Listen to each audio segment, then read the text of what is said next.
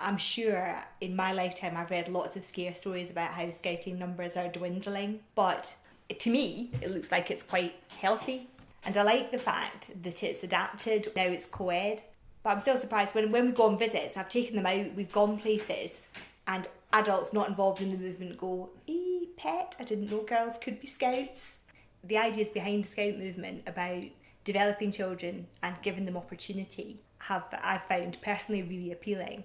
And for some of our kids, the opportunities that we give them, they wouldn't normally get, and therefore it's exciting to see them being excited about some of the stuff we do. Sometimes, because it's been quite pressurised working, the only satisfaction I get at the end of the night is the fact that the kids go home happy, or if we do something, an activity, and they get really excited about it. It's like, when we showed them maps, I thought this would be really dull, and they're 8 to 10, what they're going to make of it.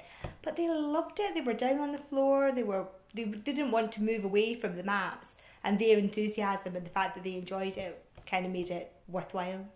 I do definitely see my husband and my daughter very differently in a scouting context. So if I think about being at work is the wrong way to put it, but I definitely see him differently as a scout leader. He's still the same person, he's still got the same personality, but he operates very differently in an environment with a lot of young people. And for my daughter, I see her differently because I see her doing things and trying things and working with other children and working with other adults. And that's for a parent, that's a lovely thing to observe. But the minute anything goes wrong, or she feels slighted, or she feels tired and grumpy, then she wants me to be her mum.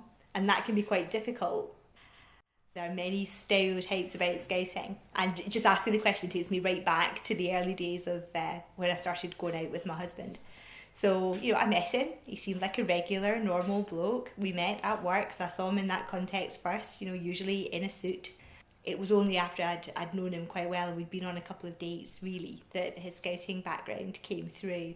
It gave me pause for thought, because you immediately start thinking about funny hats and dib and shorts, even, the uniform, all the stereotype uniform you see in comedy on television is what flashes through your mind while you're looking at the man that you think you might want to spend the rest of your life with. It was a bit of a moment.